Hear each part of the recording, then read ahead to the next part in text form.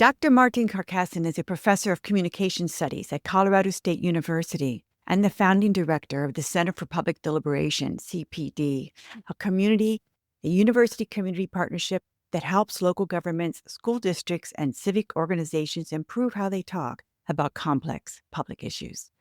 Dr. Carcasson's work centers on how to design better public conversations about wicked problems.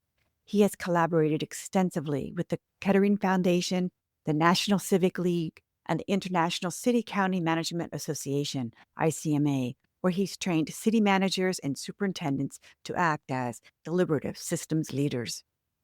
In this episode, part of the APMM Series, produced in partnership with PCC Local Time, myself and Dr. Carcasson explore how local government leaders can shift from problem solvers to systems builders. Dipping into this episode is like dipping into a stream full of beautiful stones. You pull them up and you want to take them all home. Maybe you take away a few with you, but the experience is one that changes the way you think about our connections to the world around us. One of the big takeaways for me was how to get beyond the magic bullet thinking to a more central skill of convening conversations that help shift public opinion toward public judgment. Dr. Carcasson deconstructs the design of the process to reveal the art and the beauty of better conversations. Thank you for being here. Now let's get started. Since the last time we talked in preparation for this episode, Martine, there has been the shooting and death of Charlie Kirk. And I believe you said that you were in the midst of or getting ready to present. And I'm just curious if it has changed the conversation at all. Has there been anything that has stood out for you in terms of this more recent period and the national discussion? Yeah, most of my work is with local communities, municipalities, and school boards. But we've also done a lot of campus work with growing tensions, protests with Gaza, and then all the changes with the Trump administration. You're seeing universities across the country like, okay, how do we help build these skills? How do we help our students come together across difference in more productive ways? So we've actually been doing a little bit more and certainly having more conversations about how do we build capacity on campus. And so Charlie Kirk was actually scheduled to come to CSU a week after the assassination. So we were preparing. We weren't going to do any specific programming. I have a couple of my students to train facilitators that were going to be doing some events. I was working with them to think about how to make this a positive thing. After the assassination, we had a very big visual here on campus. We had some, we being university, again, I didn't have anything directly, but it's certainly been a big part of the conversation. And then not intellectualize it, right? But this notion of, what is civility? What was he doing? I think there's a New York Times article from Ezra Klein saying he was doing exactly what he should have been doing. Other people strongly disagree with that, right? A lot of debate coaches. So it's really kind of tapped into the work I've been doing, making distinctions between debate, deliberation, and dialogue as these three distinct interactive ways of talking that have strengths and weaknesses and have high quality forms and rather low quality forms. I think thinking back at what Charlie Kirk was doing is helping us have some tough and complex conversations about what kind of interactions do we want to encourage. Thinking about, I guess, the campus as a deliberative system, right? Yeah. How do we want to intervene to elevate the quality of conversations, and what do we learn from what Kirk was doing? Well, one of the points you make is the importance of allowing for reflection in that process. It was a matter of timing. We had already planned it, but we did within the Muni Square space a dialogue on Paul Bloom's book, Against Empathy, published in 2016. We began a conversation of, I think people's minds were actually changed as we were talking, because he talks about charisma in that book and the fact that sometimes empathy is used to work against you if you have a persuasive personality. Am I being manipulated or am I being educated? You have to be able to reflect, and you have a specific part of your process, which we'll get to today, which is about recognizing the need to have this skill, recognizing when you're in that emotional empathy mode, and then being able to sort of move more towards a rational, he calls it rational compassion. And believe me, we didn't agree with all Paul Bloom's ideas, but we got a great discussion out of actually how that is important from political neutrality, which public governance is very important to be able to step out of where you feel strongly yourself and then move into this other mode. So And I think that's one of the important skills in Wicked Problems that you get into. I'd like to start at the very beginning because I think for a lot of people who work in local government, it's like, all we do is talk. And sometimes it feels like, is this necessary? Even if you're trying to emulate the corporate world, you hear this in the corporate world, stop those meetings and stay focused on business. There is a time and a place for conversation. So I would like to start out just finding out what you think about the baseline understanding of the importance of not just of convening conversations, but kind of knowing how to do it and when that's important at a basic level inside the organization or with your elected board or with the community. What is the importance of convening conversations? Why? I think where I would start with that, particularly the issues that we deal with, these wicked problems, these complex issues, we're coming at them from a public perspective. We're trying to bring people together from multiple perspectives to figure out the best way to address their shared problems or to reach kind of some shared goals. There's a complexity to that. There's a difficulty to that. And a lot of my work taps into the brain science and social psychology and the sad reality that we're really not wired for the kind of conversations that we really need to have, right? That we prefer the simple story and to protect our priors and defend our team. A lot of the work we do, think about how we elevate the conversations we need to have, that engagement we need to have to make better decisions, to spark better actions, that we need help, right? We need to draw on insights from multiple fields, communication studies, conflict management, collaborative problem solving. How do we tap into these insights from both academia and the practitioner world that help us have the tough conversations we need to have to not only come up with better solutions, but also to have more support for those solutions that's critical for sustainability and the implementation of those solutions. We know how to do this, but we don't use very much of it in our politics. Right? We often use the opposite. So how do we help change those conversations? And I really like focusing on just practicing in your own organization. So you have your leadership team around a table. Let's focus on what you were not saying. No. You're not saying we have to have these day-long engagements just to settle problems. We're going to go to a moment here when that wicked problem appears. But up until the time when a wicked problem really appears, what's happening there? Conversations, what do they require of that professional leader and what do they not necessarily require that people might think? I think one thing I would say is that, trying to have a tough conversation that there's different perspectives and dissent on the fly is really difficult. The people with the strongest voices are much more likely, or strongest perspectives are to dominate, right? Other people haven't thought about it enough, so they're quiet. Confidence becomes very powerful, often when it shouldn't be. For most of our meetings, we do a lot of pre-work. If I was making a big decision in my organization, I wouldn't gather them together and say, what do you think we should do? I would have them complete a survey beforehand or have some individual conversations. I would want to get a sense of all the individual opinions first, often anonymously, especially if there's power issues. I might set up a Google form that gets them to answer a few questions so I know what the perspectives are. Then you can design the actual meeting, because I do know, people together at the same place, there's cost to that, right? If I'm engaging the public, expecting people to leave their house to come to an event, that's a high bar. I want to use that time as well as possible. I can collect individual opinions in lots of different ways. I don't need people in the same place to collect their opinions. What I need is for them to engage each other, have tough conversations, develop mutual understanding, and recognize and engage tensions, tough choices more productively, right? So I think that's probably the number one thing is understand, collecting those individual opinions and assumptions, identifying fact issues where people are just talking past each other and, some objective things that you can check.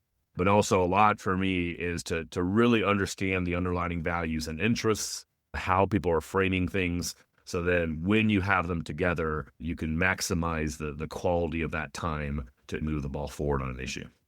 Is it fair to say, Martine, that when the manager of a municipality or an executive of an organization is getting ready to meet with the board and there is sunshine laws in place where they have to deliberate in public, you can individually work with them or even committees to prepare them for what's coming from the community, perhaps what they're hearing, what the staff is hearing, or what the staff has researched to say, here are some background context that might be important.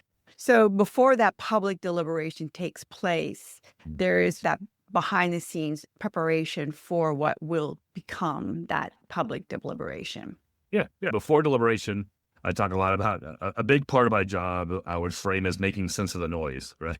Yeah. The reality now with the internet, with so many different ways for people to express their individual opinions, whether that's a microphone at city council, by emails, or, on various message boards and Reddit and those type of things.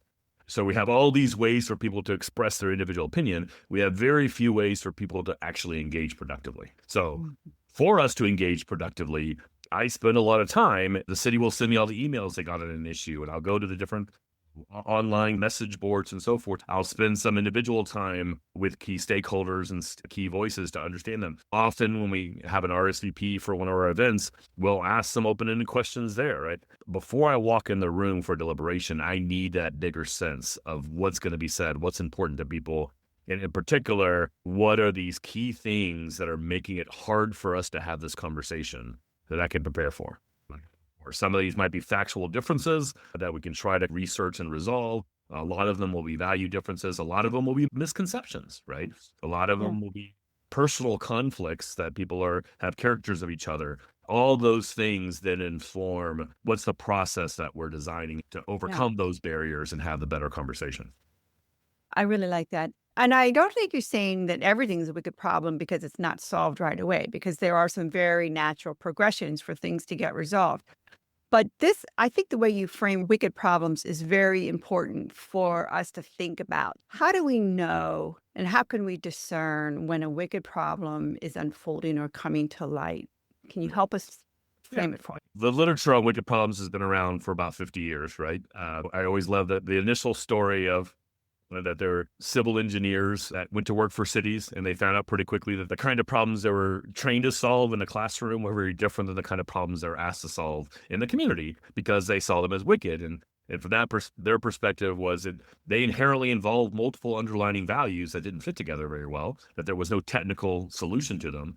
And then engaging the public, different people prioritize those values differently. So part of that notion from the beginning was that science can't solve these problems because they're inherently value laden.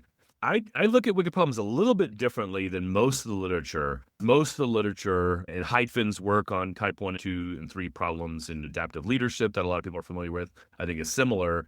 Here's a simple problem, a complex problem, and then a wicked problem. Instead of me looking at wicked problems as a category of problems, I like to look at it almost like a lens through which to see problems. It's a tool in your toolkit. When you're faced with an issue, instead of asking, is this a wicked problem? I want to ask, if I look at this as a wicked problem, how might that change the conversation?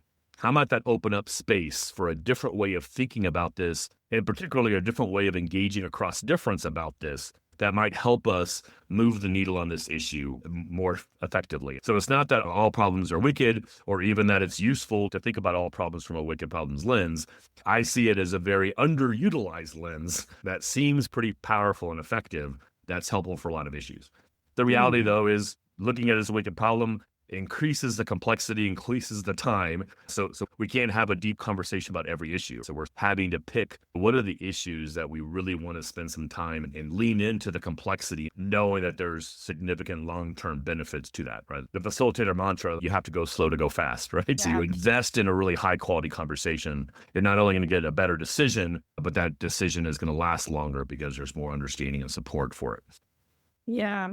I feel like something that struck me when I was reading your work is that when I know there has to be a shift in process, in other words, this isn't working around the table. We've done our preliminary work and there's just things we don't know.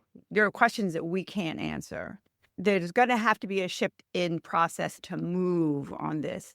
And so I want to, and you tell me if this is the right next place to go, but when you use the term deliberative systems leaders, I feel like that kind of connects to this capacity to see a bigger picture for a team. Yeah, I mean, the way we use that, both in the academic world of deliberative democracy, they made this shift to deliberative systems a decade or so ago. And that was a shift of like focusing on designing the specific deliberative forum or this event that's using these principles to, no, let's look more at the broader community as a deliberative system, from a systems thinking perspective of what are the institutions, the organizations that are involved from a deliberative system as you're focusing on that are either elevating or undermining the quality of public discussion and collaborative problem solving, right? What's helping us come together in productive ways and what's undermining that? A deliberative forum, a specific event that we're running is part of that system, but the newspaper is part of that system. There's lots of different ways that people are engaging. Advocacy groups are part of that system, and bridging institutions and civic organizations. From an organizational perspective, switching to think about a deliberative system is a bigger kind of perspective that you're looking at. Okay, for my organization or for my community, what's helping us have better conversations and decision-making processes? You're looking at capacity building. Right? If you invest in capacity for better engagement and conflict management and deliberation, it's going to have positive impacts on multiple issues. Right? How do we take this long-term view? A lot of this sparked initially the paper that I wrote specifically on city managers that we'll make sure we post. Looking at city managers as deliberative systems leaders pulls off Peter Senge's work with some co-authors, an article in Stanford Innovation Review, The Dawn of Systems Leadership, which is a great article. Senge in Fifth Discipline talked about this notion that the quality of an organization is defined by the quality of the ongoing conversation. Organizations are constantly dealing with tensions and complex issues and want to take advantage of these creative tensions. The more capacity you build to have a much better conversation, you're going to be constantly making better decisions, and you're going to be more nimble to change when you need it. So kind of taking that process in a way of like, how much are we investing in our organizations or in our cities, investing in that capacity, that long-term capacity to have better conversations? Let's take some time to break this down to some more tangible, concrete examples. I can think of one that came up recently working with a client, a leadership team. I think it happens a lot working with elected bodies all the time. So you have sort of on a surface, we're all on the same board. You're talking in an abstract way. Our topic was exceptional customer service, but then the next day in another team, it was affordable housing. So it can move, the topic can move, but everybody's on the same page until you, as a facilitator, get in there and start asking questions. Let's break this down, what this means exactly, what it looks like. And suddenly you get what we call resistance or a kind of pushback and in this case, the example of the team we were bringing in, the other employees, we decided to do focus groups with the employees. There was suddenly a lot of silence in the room because we're not sure. I remember saying, working with the manager who handled it beautifully, in talking to him, I said, this is actually a very important moment here because your team was getting away with really impressing us. They were like, we're on board. And until you meet that moment when the team's like, I don't know about this. I got these other things and this doesn't quite fit in with where I thought we were going with this. It's actually very productive. It tells you where they're at. It's almost like I feel like it's the beginning. And when you hit that with your elected body and everyone thinks they're on the same page, you can just go along like that, right? Yeah. When you actually start digging down, that's with affordable housing, oh, that's a great idea. And then it comes down to, so now what are you going to do? I challenged in this case, and this is on another podcast, we talked about this. Suddenly you have speculative developers who are very interested in buying up property and what the result's going to be, but we're not talking about it. No. Why are we talking about it? So, and I'm sorry to overwhelm you. I'm giving you time to think. You could pick any one of these examples, but I just last night read this amazing article in the New Yorker about the wildfires in Pacific Palisades. The reason why it's an amazing article is that the writer spent her career writing about climate and fires and what's happening globally. Then she moves her family to Pacific Palisades because it's the oldest town in the area and it had never suffered a wildfire. She's like, this place is never going to burn. She realized that through magical thinking, which is what we do, because it's just easier. And she didn't push the right levers in her brain to say, wait a minute, that reservoir on top of that hill has no water in it. She learned at the close of the article, which is very long, they decide to rebuild. And one of the reasons why they rebuilt is they realized that had that whole town been more engaged into what it wasn't just the wildfires are happening around them. It was going to happen to them too, eventually, one day. Yeah. And if they could have engaged that discussion, she learned all of these things that could have been done, which would have saved much of the town. Those are the kinds of conversations that are extremely difficult to have because they're wicked problems and it's easier not to have them. Right. Having used those are the examples. If you could pick one or give us another example from your practice where you see that now we have identified that there is a wicked problem in our midst, and we have to take some steps to get at some of those issues. So we're getting into sort of the skill building. Does that fit in with some of the next steps for once you identify the wicked problem? Yeah, I might jump on that in a second, but let me, I Okay. think the best way for me to approach what you're doing, and I might have to do a little bit of theory first and then I'll apply it to issues, right? When I give a basic talk and I'll provide you links to me doing this on video, people are interested, or imagining the robust deliberative city kind of captures a lot of these basics. But I first talk about wicked problems, right? And it's this notion of a lot of these big problems that we're dealing with are inherently involved multiple underlying values. And the conversation we need to have is how do we better negotiate these values? And the second part of the talk dives into the social psychology and brain science and the reality that that's not how we're wired. We don't want to think about tensions and paradoxes or polarities, right? We want these simple stories. We want our heroes and our victims and our villains.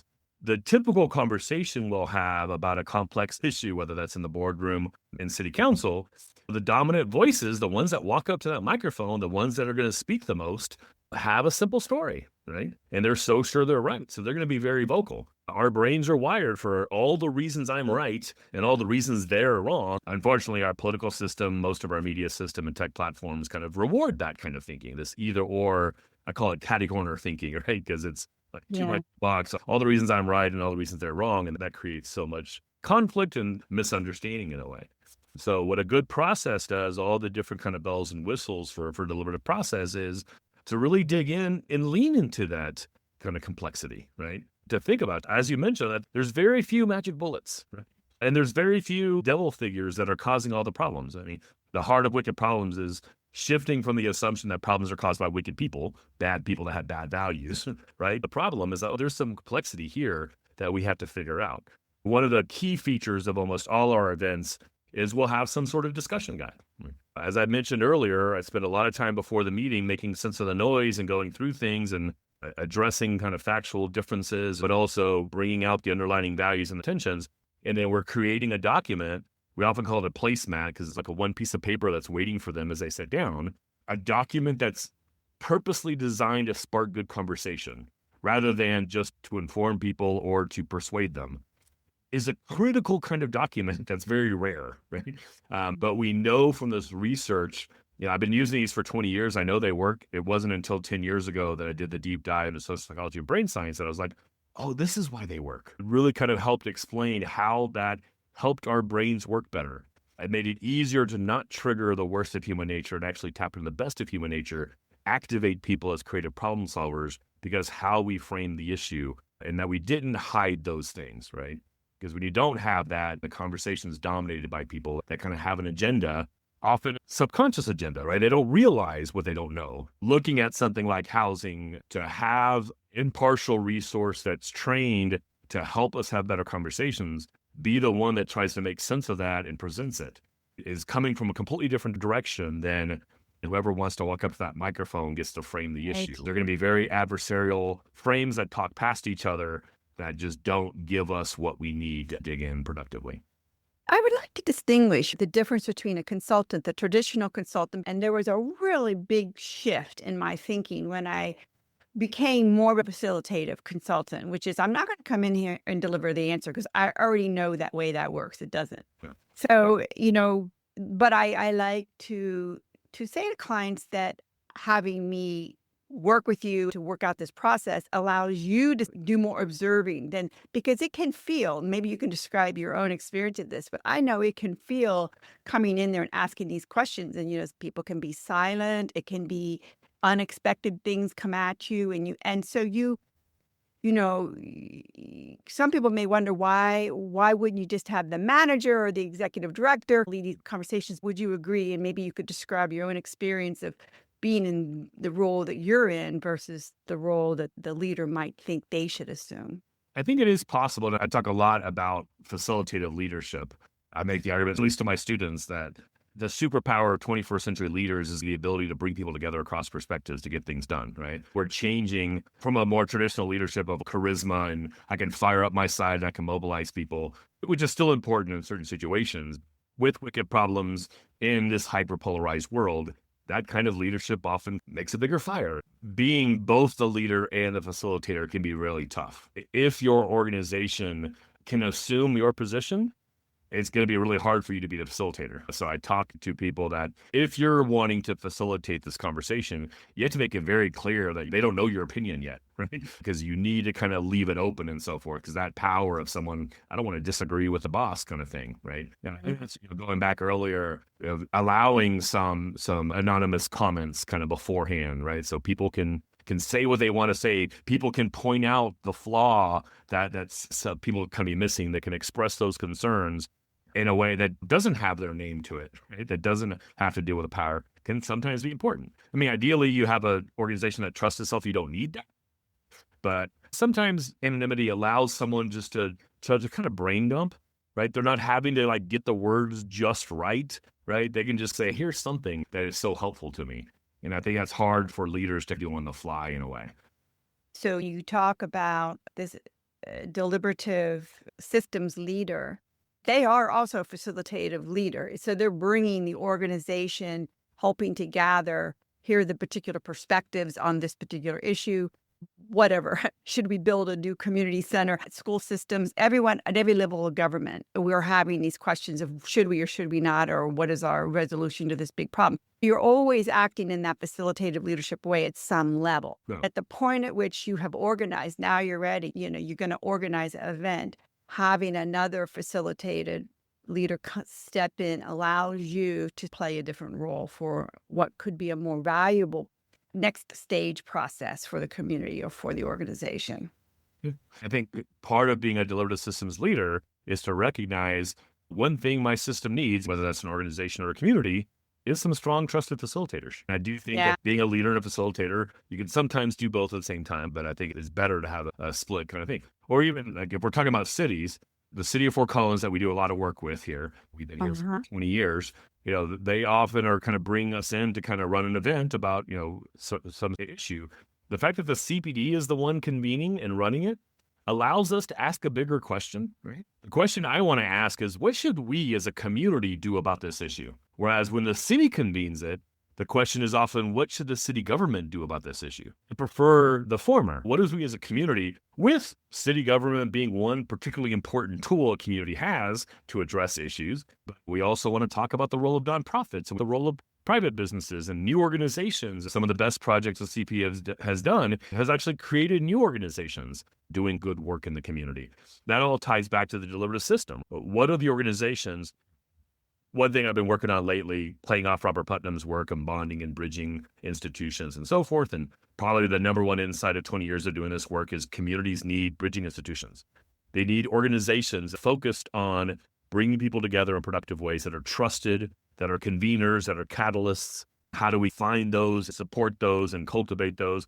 I just got back from a conference at CF Leads, a community foundation organization focused on community organizations that want to build civic capacity. So I was there and other people from my field there to kind of talk about these leaders, because community foundations can be great resources for exactly this. With a complex issue, you'll often have lots of advocacy groups involved, and often they're the loudest voices. We need strong voices, but if their voices dominate, advocacy groups tend to have one particular solution to a complex problem. So they're not trying to be creative, they're not problem solving and so forth. That they're kind of starting with the result. What we want to do is create what I would call a bridging advocacy organization that is passionate about an issue, but it's more open-minded about solutions. It's creative. It wants to engage across differences, political differences, urban, rural, public, private, nonprofit, right? So then they become these organizations, a key aspect of deliberative, a high-quality deliberative system.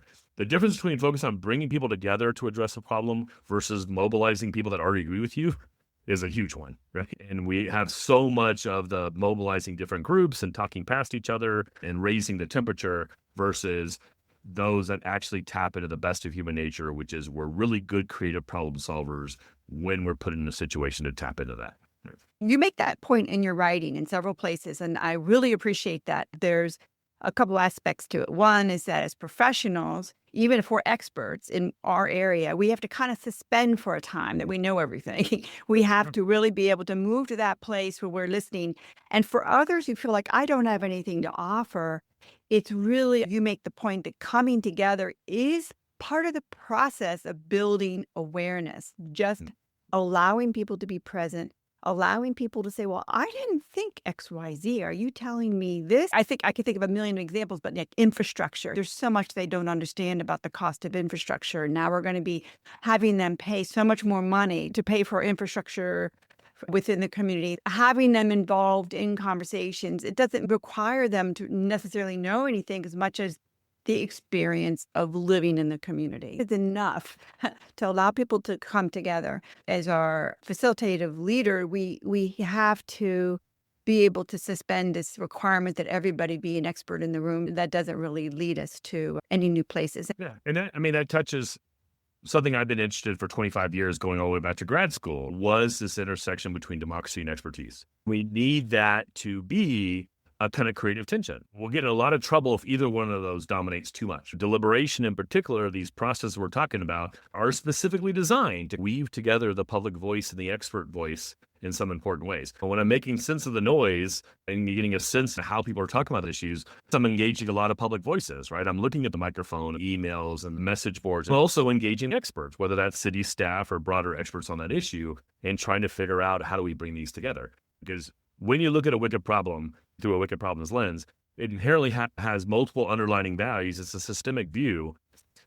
There's rarely an expert that knows all the parts of it. We did a big project on water. Water is a huge issue in the West, right? And when we were running those, we often want to have experts in the room to kind of help explain things and get called over. Well, you have an expert on hydrology, and you can have an expert on, how ag uses water. You can have an expert on, there's so many different experts. There's no expert that's overall, how do we think about water in our community? I remember one of the best examples, one person at a table said, I've kayaked the Poudre River from its headwaters until the end. So he was announcing his expertise of that lived experience of I know this river in ways that no one else does. So how do we think about all the different ways? Respect expertise. My argumentation background, I want good arguments, and I care about credibility and certainly kind of engaging factual questions that help us inform us. So I guess the other facilitation mantra that we often use is we want experts on tap, but not on top. We need experts to help us have better conversations. Experts can't make the decisions for us. If the decisions are inherently value-laden, there's not an expertise on what's most important. If we're going to honor diversity, pluralism, and democracy, we don't want any authority, whether that's government or experts, to tell us what should be most important to us. Only the public kind of do that work, right? So the experts help us decide what to do, but they shouldn't tell us what we should do, right? Well, I think this is where you say it becomes really difficult. So if we can make it through the grown zone, bringing everybody into the conversation, we've done all the preliminaries, we've had the various groups, and we've brought people through. You talk about the difference between public opinion and public judgment, and that we're trying to move to this place. Maybe you could explain that a little bit. What helps to shift from opinion to judgment, and what do you mean by judgment when you use it? That's good. It's pulling from Daniel Yankeliewicz's book, a great book in the 80s called Coming to Public Judgment, that's been updated. And Public Agenda is an organization I've done some work with, and they've published on this. It's funny, I have hour lectures on these, right? So I'm like, okay, how do I turn this into a 2-minute answer on a podcast? Direct everyone to find your material.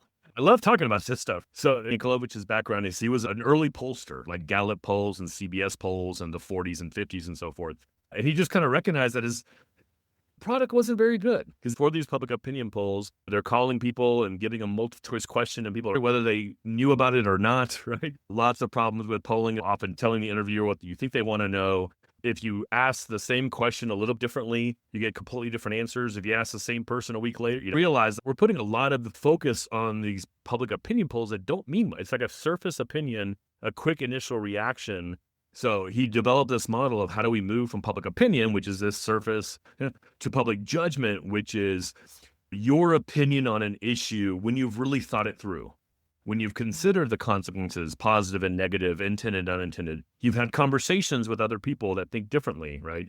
Once you go through that process, when you really think, when you recognize, you get beyond the wishful thinking that we talked about earlier, right? You get beyond searching for the magic bullet or the devil figure to blame, and you recognize the inherent complexity of the issue and the trade-offs that are natural to most kind of complex issues. Once you get there, your opinion doesn't change, right? That's a pretty solid kind of thing. So he talked both about as individuals, but also as communities. How do we facilitate that learning curve to get from this public opinion, which is just a little murky and not that valuable, to public judgment? Obviously, we can't bring the whole public through a deliberative process. We're always going to have microcosms, smaller groups that are coming together to spend a few hours having a deeper conversation. But essentially what we're trying to do is facilitate, jumpstart that process. At the end of a high quality deliberation, people have more refined opinions. Right? And this is a big distinction of the work that I do. Too often we're doing public input, right? We're gathering opinions, and those are namely public opinion. They're problematic often because our brains are wired. We want simple, right? So if we rely on one at a time with a microphone or emails, we're getting a lot of people that see things through a specific lens, right? When you have a high-quality deliberation reacting to a well-designed discussion guide, a diverse small group, a facility, all these different kind of things we do, by the end of it, we're purposely changing people's minds. We're just giving them an opportunity to have a better conversation and get exposed to good information and different perspectives and create an environment that we encourage people to learn and ask questions, right? So now they're refining their opinion and coming up with new ways of doing things, which is exactly what the problems we're facing in our organizations and our communities need. Yeah. And this brings us to the really hard truth, which I think is the whole point today. It's not that you're ending up with a solution, right? Yep. This is evolving. You're actually talking about a way of doing things, a way of living out a democracy where we don't agree, and that's okay, but we feel we've had an opportunity to be heard, to express, to participate. I don't think you solve wicked problems, right? If a wicked problem by definition involves multiple underlining values that don't fit together very well, and then different people prioritize those values, I'm never going to find the perfect solution that makes everyone happy, right? We're not going to figure out, hey, if we just do housing this way, there'll be no housing issues. If we just educate kids this way, we'll perfect public schools. That's not our goal. Our goal is to constantly have better conversations that help us address these tensions, negotiate these values, and come up with better ways of doing things. We can certainly do things better and worse, right? It's just not problem solving in the sense that we have a conversation, we come up with a solution, we implement the solution, and we don't have to think about that issue anymore. We're dealing with all these wicked problems. Some cities are going to do them a lot better than others, and hopefully they learn from each other. It goes back to John Dewey. Democracy is not just a mechanism to make decisions. Democracy is a mode of associated living, right? It's a way that we're engaging each other of how do we kind of come together in productive ways to address our shared problems and reach for our shared goals. We're striving for an unreachable ideal, but we can get a lot closer. We can do things a lot better. And that's the constant process, is how do we get better and better at making this work? That's really well said. I know we're coming to the end of our time, but as a closing, you have talked about universities as civics actors, that there could be, and maybe other anchors institutions. I think in your writing, you mentioned United Way, you mentioned libraries, and each community may have an organization in particular that could be a very good place to host these kinds of deliberative conversations and events. Could you say a little bit more about how universities should be more the knowledge producers, that they should be part of the civic infrastructure? I think this is just a really beautiful idea. Yeah, and obviously universities, the politics of universities are in a pretty precarious place right now. I have argued, and I'll give you a link to this chapter that you can share with people, of thinking about universities from this wicked problems lens, right? The wicked problem in university, in a sense of, if we're focused, and I've done this as well in terms of the skill sets we need to train our students. I've talked a lot from a civic education perspective, both K-12 and higher ed, of how do we equip people, help them understand how their brain works, and how do we kind of come together. It's this skill set that the world needs. So, certain parts of the university are going to be more expertise in kind of developing rigorous quality knowledge. There's a division of labor there. One primary function of colleges and universities, particularly for their local community, is to be a resource, to help negotiate this democracy and expertise tension, to be the convener, the host, the honest broker of information, right? To help us answer some of those questions. If we reframe universities in that way, in that chapter, I talk about what I see the three dominant narratives of universities is the ivory tower, this detached elitists having these big questions. Or is it just a glorified job training program? Is it just going to college to get a better job?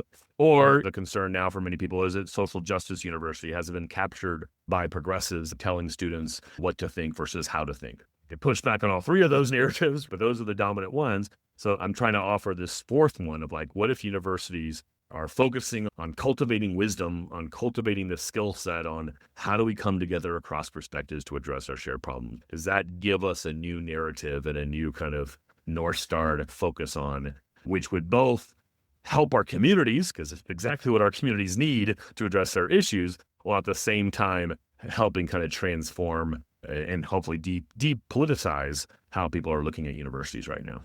Yeah, I appreciate that. And I wonder if you would agree that some universities do a better job than others, that there's still kind of I don't know if you feel a lot of support. I hope you do in the work you're doing.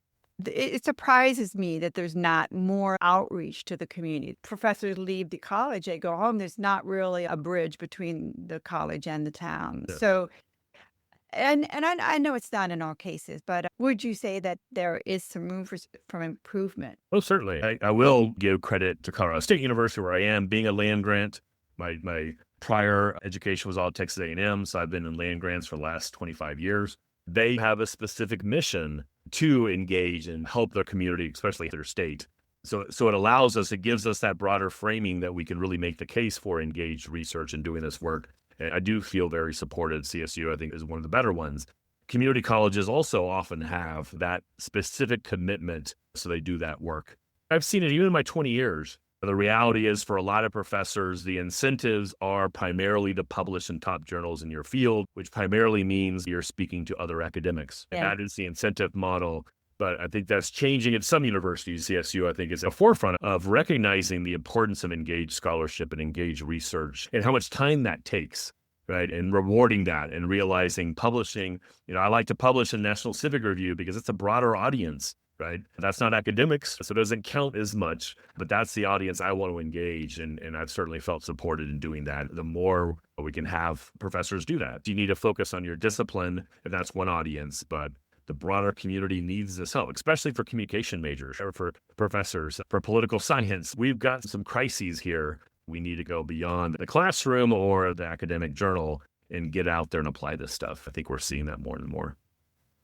Well, I am so thankful for professors. Can't tell you how valuable it is to practitioners like myself in the field of public service. It is just so needed and appreciated. Thanks for coming on today. And this is going to, I hope, reach a wide audience, both in the State Association for Municipal Management, but also in the Muni Square, which will reach a wider audience. And we'd love to have you back again, either in podcast form or if you have articles that you want to submit to Muni Square. Hopefully next time we'll be talking about my book. I need to get that finished. Does it have a title yet?